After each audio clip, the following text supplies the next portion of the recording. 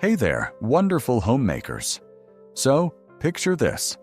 You're sipping your cup of tea, looking around your cozy living room, and suddenly that stack of magazines from, well, you can't quite recall when, catches your eye. We've all been there, right?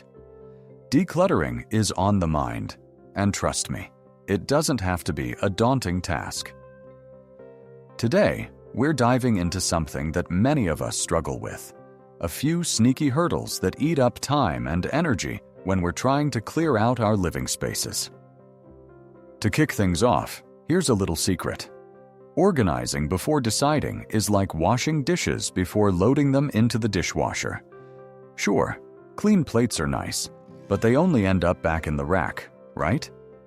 Let's dig into why deciding first can save hours of your precious day. Before you start neatly stacking those things, take a breath and ask yourself a couple of questions. Do you love it? Do you use it? Does it fit your life today? If you're enthusiastically nodding your head, then it stays. If not, well, that's a cue for it to go. Now, you might be thinking, what about those maybes? Here's the trick. Avoid creating a maybe pile like the plague. Each item should be touched just once. Pick it up, decide if it stays or goes, and then let it go. I find that setting aside specific blocks of time for decision-making really helps. How does 2 hours of decisive action sound, with just 30 minutes of organizing the chosen ones? It's a game changer. Speaking of choices, ever spent hours researching where to donate that old gadget, thinking, surely there's a special place for this? Trust me, donation centers can sort it out in a jiffy. Choose 3 trusty places, 1 general charity, 1 specialized, and a local favorite, and stick to it. Which city are you watching us from? Let's wander over to that untouched wardrobe now. We've all got a just-in-case box or two, haven't we? Professional organizers swear by the 2-year rule. If you haven't worn or used an item in 2 years, it's time to set it free. It's surprisingly liberating. Keep those essential documents and true blue sentimental treasures, of course. But that unused waffle maker from who knows when? Say goodbye to the just-in-case tremors and let the joy roll back in. Now, about those high-ticket items hiding in plain sight, the ones that make you sigh every time you glimpse them. Here's a little nudge. Heavy price tags don't mean you should hold on to them. Here's the fresh way to look at it. Calculate how often you've actually used that expensive gadget. Has it seen daylight this past year?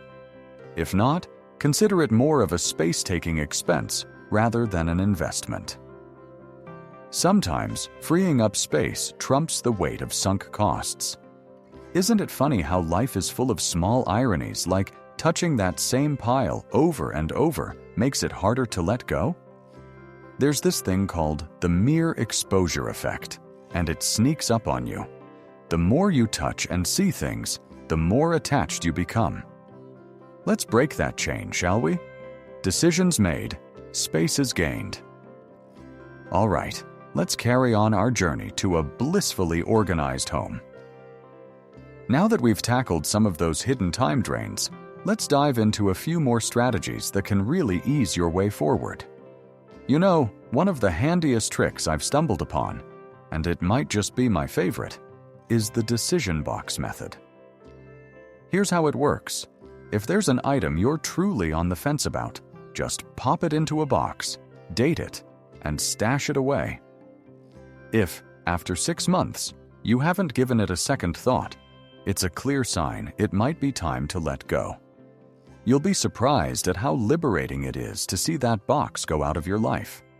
And speaking of decisions and organization, have you ever found yourself categorizing things down to 20 different groups, only to feel more overwhelmed? It happens. Here's a smarter way through. You only need 3 containers as you're decluttering: keep, donate, and trash. Add a sell box if you're serious about listing those items within the next 30 days, but only if you're truly committed. It's simplicity at its best, and your brain will send you a heartfelt thank you for it. Now, for a moment, let's talk about guilt. It's that old friend we wish we didn't have to invite over so often. Have you ever stood there, item in hand, stuck on, "Why did I even buy this?" Here's another approach. Flip the script. Ask yourself, what does keeping this cost me today? Mentally, give yourself permission to forgive those past choices. Holding on to guilt only adds unnecessary weight, don't you think? On the topic of weight, consider the mental burden of storing just-in-case items. Picture this: a home where every corner holds only what truly serves your daily peace. For most of us, the idea of letting these things go can feel challenging because we always imagine that one day we might need them. But often, keeping these items only creates an ongoing hum of stress in the background. So, picture a lightweight, clutter-free space instead, and focus on that. Let's pause for a moment. How often do you find yourself doing a loop-de-loop of tidying, only to end up right where you started? It's more common than you might think. We get caught in a cycle of decluttering, rethinking, and sometimes even buying more. But here's the thing. By adopting these decision-focused methods, you're choosing to break out of that loop. It takes a little practice, but soon it becomes second nature. And the freedom from that cycle is tremendous. Now, with all this organizing advice we've dug into today, I'd really love to hear what's resonating with you. Have you tried any of these methods before? If so, how did it go? Our homes are such personal spaces, and everyone's experience is unique. Let's also highlight something easy to overlook in all this organizing: the simple joys of creating space for what truly matters. More room can mean more dancing in the living room, more space for the grandkids to play, or even just enjoying the peace from less visual noise. After all, the aim here isn't just to clear out for the sake of it, but to make room for joy, simplicity, and a breath of fresh air in your daily life. As we continue our cozy chat in this final segment, let's wrap up our decluttering conversation with the last bits of wisdom and encouragement to set you on a path to a lighter, more organized home. Remember how we spoke about letting go of the just-in-case items? Here's another angle on that. Think of it not as losing something, but gaining more mental space. Every item you release is a little bit of room in your mind to rest and breathe. When those areas once filled with clutter become open, they don't just clear your home, they clear a bit of you too. And that is infinitely valuable, wouldn't you agree? Now, let's touch on a strategy that's not just practical, but almost soothing in its simplicity: the 80-20 rule of decision-making versus organizing. Prioritizing decisions means you spend less of your energy shuffling things around and more on confidently choosing what's meaningful for you.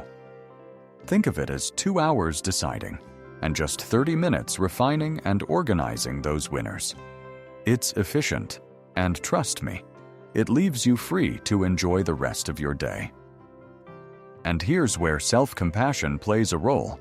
It's okay to feel a tug when you part with certain items. We all have emotional ties to our things, be they gifts from loved ones or those spontaneous purchases that seemed essential at the time.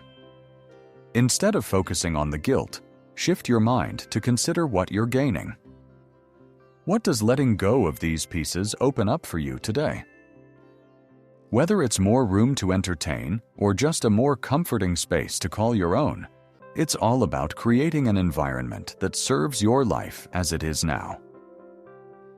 As we reach the end of our chat, I want to offer a bit of reassurance.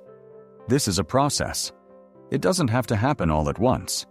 Little by little, you're making choices that reflect who you are now. And that's the heart of decluttering, really. Choosing space and peace for today over the weight of yesterday. While we've shared laughter, sipped our imaginary tea, and moved through some practical steps together, remember that creating a home that feels truly yours is the ultimate goal here. Every decision to simplify opens up possibilities for comfort, ease, and maybe even a bit of magic in your daily life. So, as you step away from this chat, take with you the knowledge that you're not just clearing clutter, you're crafting a space that lets you be your most joyful self. Thank you for spending this time with me, and happy organizing.